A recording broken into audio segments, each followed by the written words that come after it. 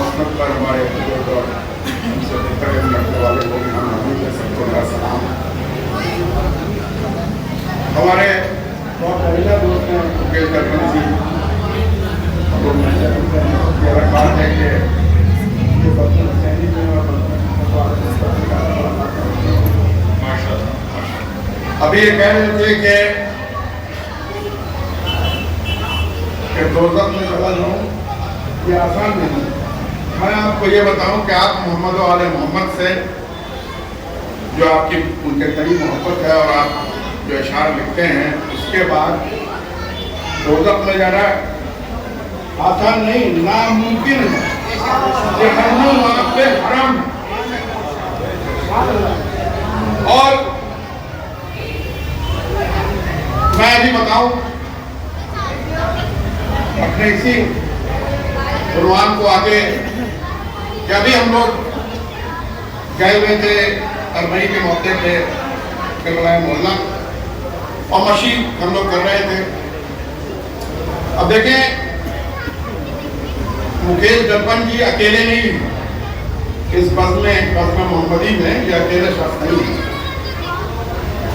Senior bureaucrat ہیں ہمارے، director ministry of finance میں بینکنگ میں ہیں، شری کانت ناندیو۔ اتفاق سے وہ جس دن ہم لوگ اپنا ویزا کے لیے بھیج رہے تھے، اتفاق سے وہ آ گئے، انہوں نے کہا کہ آپ لوگ کو جاتے ہیں، کب جا رہے ہیں؟ اور میں کہا بھائی ویزا تو آپ جا رہا ہے، کہ میں بھی چلوں گا۔ میں نے صحیح معنوں کہ میں نے ڈسکریج کیا۔ ایک تو وجہ یہ تھی کہ لاکھوں کی بھیڑ ہوتی ہے، پھر وہ 110 کلومیٹر کا کبھی پیدل سفر ہوتا ہے، میں بھی چاہ رہا کہ ہے یہ کہاں، تو لیکن وہ بزد ہو گئے۔ پھر میں نے جہاں ویزا بھیج رہے تھے، میں اپنے نوجوانوں کو بتا رہا ہوں کہ یہ جو ابھی سمی بھائی نے کہا کہ اتحاد، یہ اتحاد تو محمد و آل محمد کی بس نہیں ہو سکتا۔ کیا بات ہے، کیا بات ہے۔ تو جب ہم ویزا کے لیے بھیج رہے تھے، اگر آپ لوگ ویزا شان ہے انہیں کو سے ویزا کے، انہوں نے کہا کہ ناصر صاحب ایسا ہے کہ آپ گروپ ویزا میں نہ رکھیے، کہیں اگر وہاں کوئی پرابلم نہ ہو جائے نجف ایئرپورٹ پر، ان کی اپنی خود ہی کہیں ایسا نہ ہو کہ مجھے کوئی پریشانی کا سامنا کرنا پڑے۔ میں نے بھی کوئی رسک نہیں لیا، تو میں نے امام حسین کے جو روضہ ہے وہاں کے جو لوگ ہیں ان سے رابطہ قائم کیا کہ بھائی ہمارے دوست ہیں، اہل وجود ہیں، امام حسین سے محبت رکھتے ہیں اور وہ کربلا محلہ آنا چاہتے ہیں، اب یہ بتائیں آپ کے کیا ہوگا؟ ان کا کہ صاحب ایسا ہے کہ میں امام حسین کے روضے سے جو اسپیشل ویزا ہوتا ہے میں اور وہ ویزا آیا۔ شری کانت ناندیو جی ساتھ میں چلے، ہمارے حیدر کمال صاحب ہیں، اعجاز ہیں، ہمارے منتصر مہدی صاحب ہیں، اس کے گواہ ہیں، اور 110 کلومیٹر کا سفر اس گرمی میں شری کانت ناندیو جی نے 1 گھنٹہ لے کے راستے بھر لبیک یا حسین کہتے ہوئے وہ کروایا۔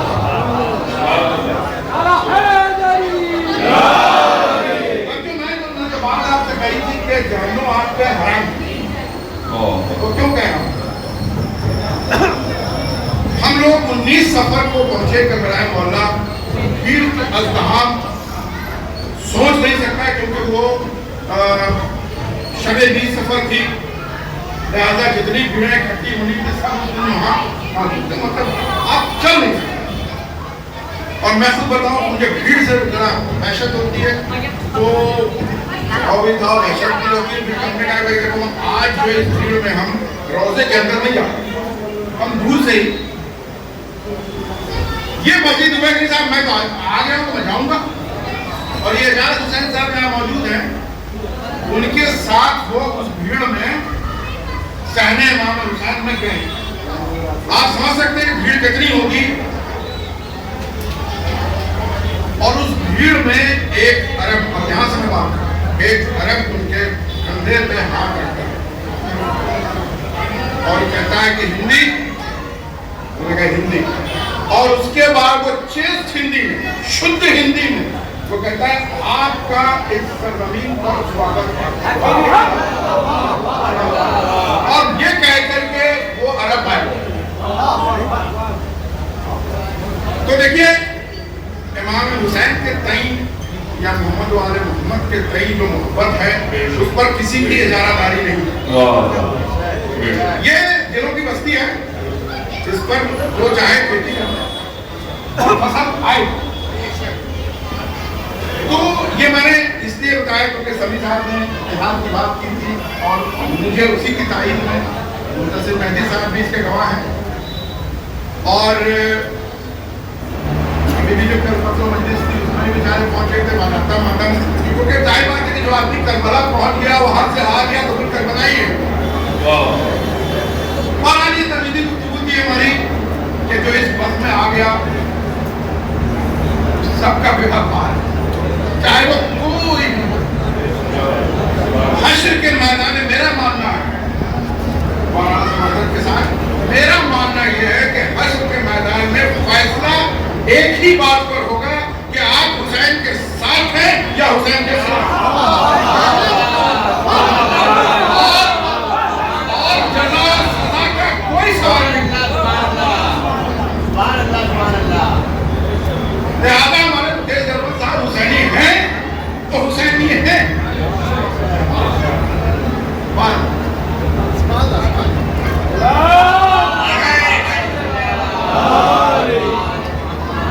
دیکھیے آج جو بات ہے یہ سادہ ہے، خاص طور پر اپنے بچوں کے لیے اور اپنے بزرگوں اور ہمارے جو کئی گنا زیادہ ان سے معذرت کے ساتھ ان کے لیے بچوں کے دیکھیے کسی بھی چیز کا جو ماحصل ہوتا ہے خاص طور پر آپ کے دین اور اعتقاد کے معاملے میں اس کی بنیاد کیا ہے؟ بنیاد ہے کہ سامنے والا صادق ہے کہ نہیں، سچا ہے کہ نہیں۔ بنیادی سوال یہ ہے کہ جب آپ اس کو سچا مانیں گے تب اس کی ہر بات آپ مانیں گے۔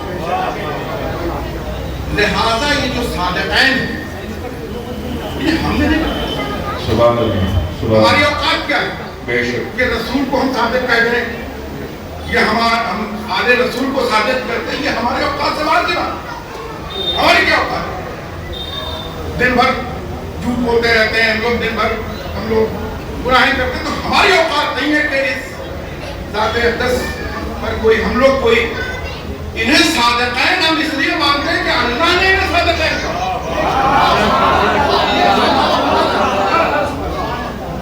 بھائی ہم نے نہ وحی آتے دیکھی، نہ ہم نے جبرائیل کو دیکھا، نہ ہم نے یہ دیکھا کہ قرآن کب جمع ہوا، کب یکجا ہوا، کیا ہوا، لیکن جب اللہ نے انہیں صادق بنا دیا تو اب جب ہم نے انہیں صادق مان لیا تو اس کے بعد جب انہوں نے کہا وحی آئی تو ہم نے کہا وحی آئی، جبرائیل آئے تو جبرائیل آئے، یہ قرآن اللہ کی کتاب ہے ہم نے مان لیا۔ کیوں مانا؟ کیونکہ اللہ نے انہیں صادق بنا کے رسول نے جب اعلان بعثت کیا سب سے پہلی بات کیا کہ سب سے پہلے انہوں نے اپنے صداقت کا لوا منوایا، اللہ اکبر کہنے کے پہلے بھی اس سے پہلے انہوں نے اپنے صداقت کا لوا منوایا کہ انہوں نے کفار و مشرکین مکہ سے پوچھا کہ تم یہ بتاؤ کہ تم مجھے صادق مانتے ہو، سچا مانتے ہو، تو سبوں نے ایک لفظ میں کہا کہ ہم آپ کو سچا مانتے ہیں۔ سب کے سامنے ہوئے جب انہوں نے کہا کہ صاحب میں یہ کہہ دوں کہ اس پہاڑ کے اوپر ایک فوج ہے تو مان لو گے؟ بالکل مان لے۔ کیوں؟ کیونکہ میں آپ کو صادق مانتا ہوں۔ صادق کا لقب اللہ کے ذریعے انہوں نے مشرکین و منافقین و جگنے مشرکین یہ تو ان سب سے بنوا جو رسول کو رسول نہیں مانتے ہیں وہ بھی ان کو صادق مانتے ہیں۔ اسی طرح سے امام جعفر صادق کو جو لوگ امام نہیں مانتے وہ بھی ان کو صادق۔ آج تک مسلمان کا کوئی بھی فرقہ کوئی بھی شخص ہمیں آج تک نہیں ملا جس نے امام جعفر کو صادق کے ساتھ کہا، چاہے وہ 73 کے 73 بن رہا ہو۔ تو بھی مانتے ہیں تو ان کو امام نہیں مانتے. اسی طرح سے محمد کو جو رسول نہیں مانتے, اپنا نبی نہیں مانتے, وہ بھی ان کو صادق مانتے ہیں. اور اسی لیے ہم انہیں صادقین کہتے ہیں. یہ صادقین کی محفل, یہ کوئی صادقین کا لقب یہ کوئی ہمارا دیا ہوا نہیں. اور جب رسول نے کہہ دیا کہ وحی آئی, یہ اللہ کا کلام ہے, اور جب ان کو ہم نے صادق مان لیا پھر یہ اللہ کی کتاب ہے. اب موبائلہ سب کو پتا جو ان کی صداقت کی سب سے بڑی شناخت ہے, گواہی اللہ خود کہہ رہا کہ ابنانا ابناکم ونساءنا نساءکم, تم اپنے بچوں کو لاؤ, ہم اپنے بچوں کو لاتے ہیں. تم اپنی عورتوں کو لاؤ, ہم اپنی عورتوں کو لاتے ہیں. تم اپنے نفسوں کو لاؤ, ہم اپنے نفسوں کو لاتے ہیں. پھر کیا کریں گے؟ آپ کاذبین پر اللہ کی لعنت ہے.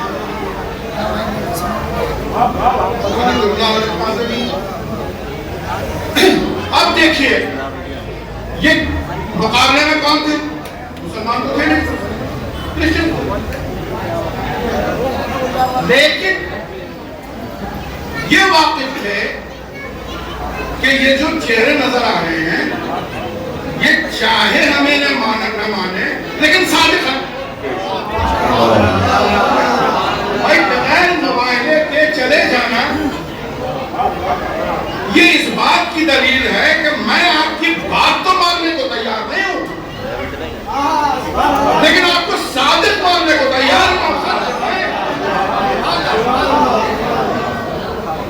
تو اب آپ یہ دیکھیے کہ عربی میں جب کہا کہ ابنانا ابناکم, تم اپنے بچوں کو لاؤ, ہم اپنے بچوں کو لاتے ہیں, کہا کیا کہ یہ صادق ہے. تو وہ اگر عربی جانتے تھے تو عربی میں بھی سمجھ لیا, بلکہ اگر ہلکے پھلکے لہجوں میں کہیں تو اگر وہ ہندی اور اردو بھی جانتے تو بھی سمجھ گئے. کہا کہ اب نہ آنا, اب اس کے بعد نہ آنا.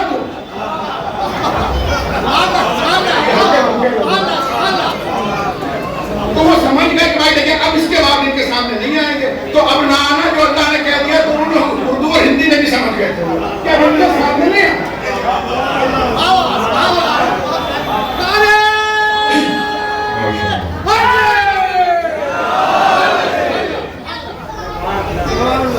تمہارا اب صادقین کی بات ہے, میں 2 منٹ اور کر کے اپنا نتیجے پر پہنچ جاتے ہیں, کچھ ہمیں بھی ثواب مل جائے. ہمارے بڑے بڑے مسئلہ موجود ہیں. دیکھیے تو ہم نے کہا کہ جب صادق مان اور بانا ہم نے لقب نہیں ہے, یہ لقب اللہ نے خود دیا. اب جب صادق مان لیا تو ہم جو کہیں گے وہ سچ ہے. اب کیا ہوا؟ رسول نے کہا من کنت مولا ہو فہذا علی مولا. چونکہ رسول کو صادق مان لیا تھا لہذا جو انہوں نے جس کو مولا بنا دیا ہم نے مولا مان دیا, ہم نے مولا نہیں بنا.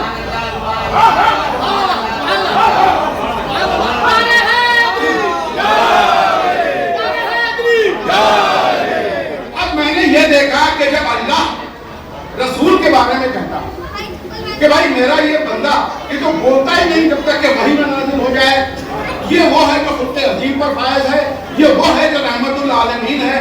جب اس نے کہا کہ جس کا میں مولا, تو اب مولا کو ہم نے لغت سے دیکھا سینکڑوں لفظ تھے, لیکن چونکہ ہم نے رسول کو صادق مانا لقب اللہ نے دیا تھا تو جو بہترین لفظ کا معنی تھا میں نے اس کو مانا. اب بہترین لفظ کا تھا لیکن اس میں بہت ساری بھی چیزیں ہیں, وہ دوست بھی ہے, سنگی بھی ہے, سب کچھ ہے, لیکن لقب اللہ دے رہا ہے جس سے بڑا کوئی ہے نہیں, اور اس بندے کو دے رہا ہے جس سے بڑا کوئی بندہ نہیں.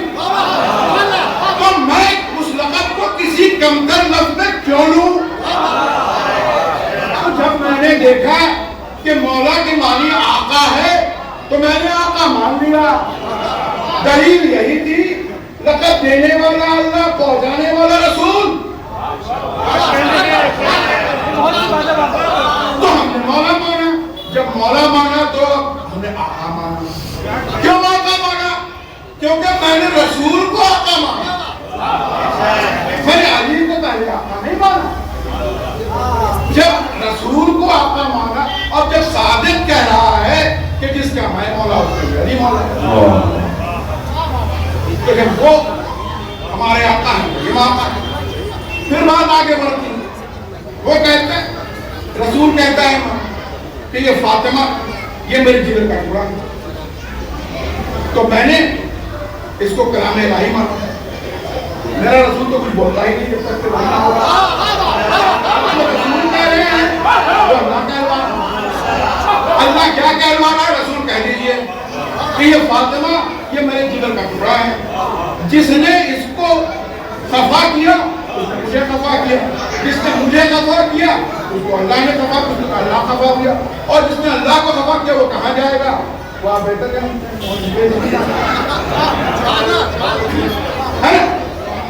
तो अब क्या हुआ, क्योंकि हमने रसूल को सादिक मान लिया था, लिहाजा हमने फातिमा को रसूल का टुकड़ा मान लिया, और उन्होंने कहा इनसे बच के रहना, इनको खफा न करना। हमने कभी न खफा किया, और इनकी बेटी ने जिसको नजर से गिरा दिया मैंने पर्दों पर बैठाया नहीं।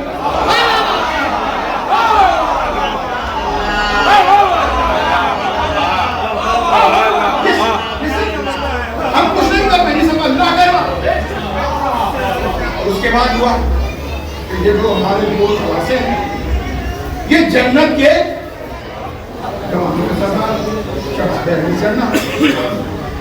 अब जैसा मैंने कहा, रसूल कह रहे हैं, अल्लाह कहवा रहा है बजुबानिए, रसूल जन्नत का खालिक अल्लाह, मालिक वो मिल्कियत पर जिसको जो दे दे। हम आप कौन होते हैं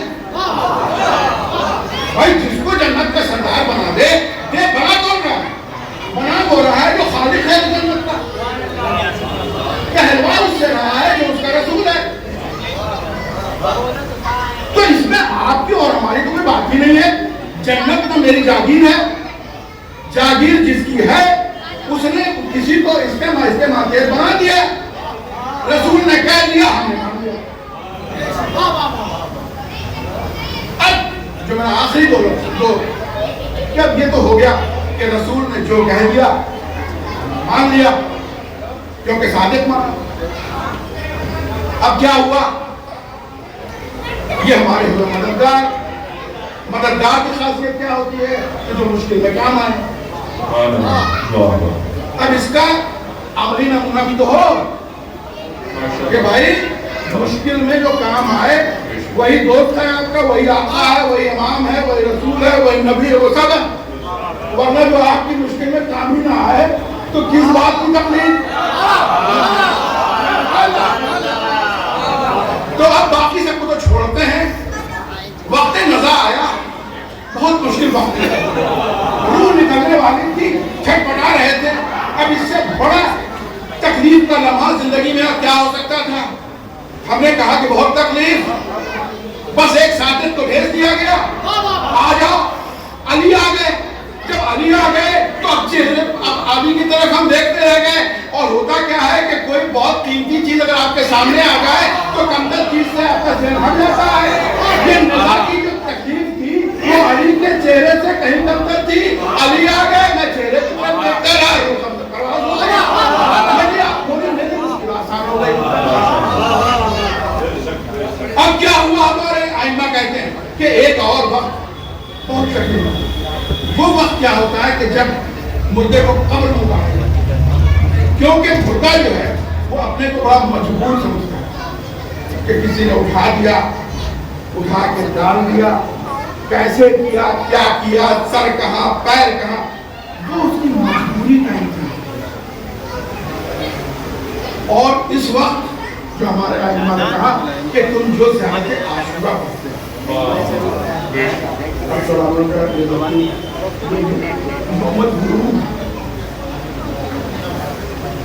यौमुल वुरूद कई जगह पर लिखा है। यौमुल वुरूद वो है जब तुम जिंदगी काट के तुम दूसरी जिंदगी में शक्चार होते हो, तो वो कठिन वक्त होता है। अब तो पुरखे खाक हो, उस वक्त के लिए कहा कि उस वक्त ज़ियारत आशूरा हम लोग पढ़ते चले आ रहे हैं इमाम हुसैन से कि मेरी वक्त उस वक्त में मदद करिएगा। वो वक्त काफी तकलीफ दे है। अब ज़ियारत आशूरा के जो विर्द थे, अब वक्त आ गया जब मेरा जुज़्द खाकी कब्र में उतारा जा रहा था, मैं बहुत मजबूर था। उस वक्त हुसैन आ गए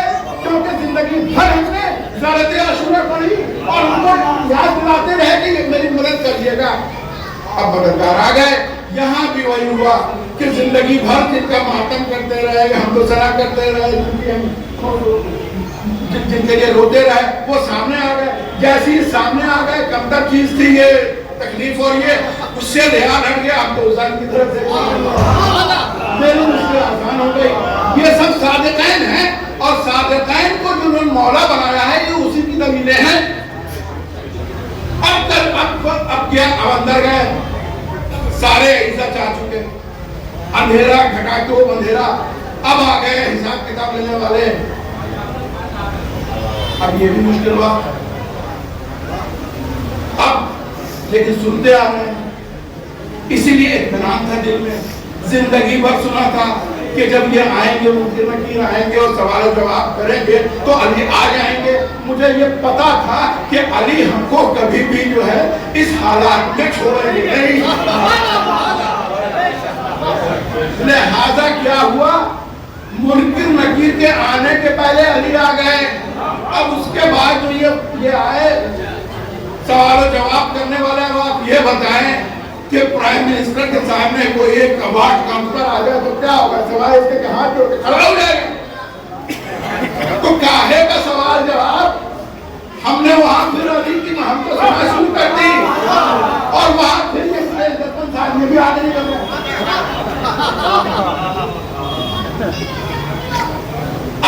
اب لمحہ کیا ہوا, اب حشر کا میدان, اب مولانا صاحب بیٹھے, نفسا نفسی کا عالم, گرمی ویسے ہی, پیاس ویسے ہی, سب, اور ایسی حالت کہ نہ بھائی بھائی کو پہچان رہا ہے, نہ باپ بیٹے کو پہچان رہا ہے, کوئی کسی کو, سب اپنے ہی میں پریشان.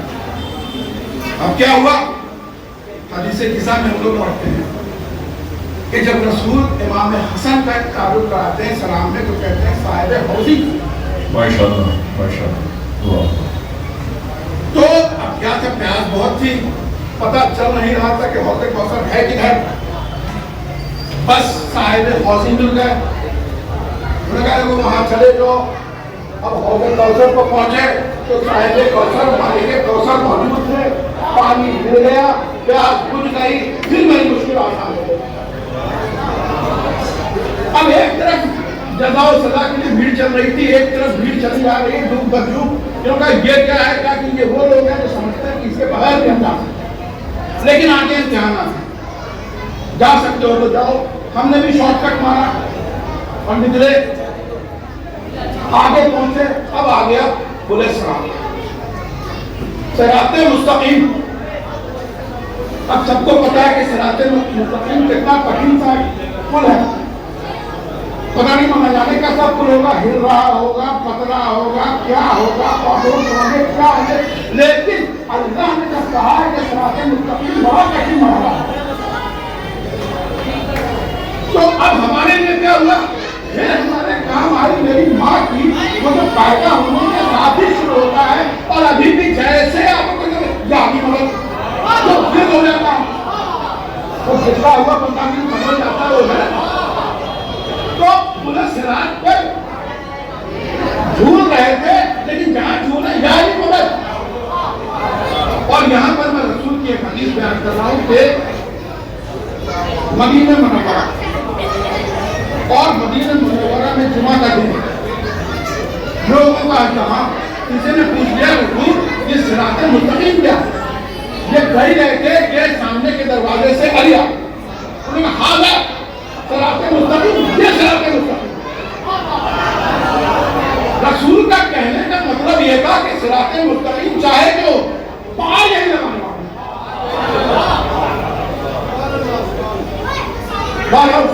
اچھا کیا ہوا, جو لوگ یعنی مدد کے قائل میں نہیں ہیں, انہوں نے دیکھا کوئی تو بڑا آسان نسخہ ہے, بھائی دنیا میں نہیں پکارا, چلو یہاں کر لیتے ہیں. اچھا وہ صحیح میں صحیح ہے, تو وہاں دیکھا کہ بھائی ناصر صاحب یہ تو یادی مدد کہہ کے نکل گئے, چلو ہم بھی کر دیتے ہیں. انہوں نے بھی یادی مدد کہہ دیا, وہی میں کہا کہ سخی کا دربار ہے, وہ بھی پار ہو گئے. اب پہنچے ادھر, اب آ گیا جنت کا دروازہ. اب جنت کا دروازہ تھا بند. اب انہوں نے کہا کہ بتائیے صاحب وہاں جو رکھوانے جنت جو تھے, جو کھڑے ہوئے, اب وہاں امام حسین تھے نہیں, وہ لوگ اپنے حوض کوثر پہ تھے.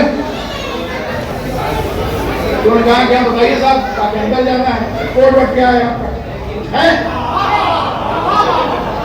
تو ہمیں تو پتا تھا تو ہم نے کہا اشہد ان لا الہ الا اللہ وحدہ لا شریک لہ اشہد ان محمد رسول اللہ ماشاءاللہ. اب جیسے ہی یہ کوڈ ورڈ پورا ہو گیا جیسے علی بابا کے کیس میں وہ کھل سلسلے کے بعد کھل جاتا تھا وہ دروازہ کھل گیا. کچھ لوگ اور بھی تھے جو منظر بلائے تھے انہوں نے کہا کہ یہ ایسی کا آسان رستہ لیکن پھر حساب کی تاکہ مجھے واپس جانا ہوگا. انہوں نے بھی کہا میں تھوڑا بہت دیکھا تھا نہیں کہا میں جانتا تھا. انہوں نے بھی کہا اب پولیس مانے جنت نے کہا کہ ایسے نہیں ہو اور وہ فیل دونوں چاہیے یوزر نیم اور پاسورڈ دونوں چاہیے دونوں آئے. یوزر نیم تو بتا دیا پاسورڈ بتائیے آپ کیا پاسورڈ کیا ہوتا ہے کہ جیسے آنکھوں کا پاسورڈ ہو جاتا ہے آپ کے اس کا ہوتا ہے تو دکھانے کے لیے انہوں نے کہا بھیا آپ بتاؤ تو میں نے کیا کہا ہم نے اپنا سینہ کھول دیا مادر کے نشان سے میں نے پیٹھ کھول دی زنجیر کے نشان سے. اب وہ پکڑے گئے صاحب انہوں نے کہا کہ بتائیے صاحب آپ انہوں نے کہا کرتا تو میں بھی تھا لیکن نشان نہیں ہے. میں بڑا آہستہ آہستہ کرتا تھا موتری چھری سے کرتا تھا خون نہیں میں نے کیا ہے ماتم کے لیے ہاتھ اٹھایا ٹھیک ہے لوہے محفوظ تو میرے پاس ہے. اب کیا ہوا وہ لوہے محفوظ تھا جناب فاطمہ زہرا کا رومال وہ رومال کھولا گیا. کہا کہ اگر تمہارا آنسو اس رومال میں ہے تو کوئی جنت ہے ورنہ واپس جائیے. اور یہ کہہ کہ ہم تو نکل گئے دروازہ بند ہو گیا. اب جنت کے اندر کیا ہوا کیا ہوا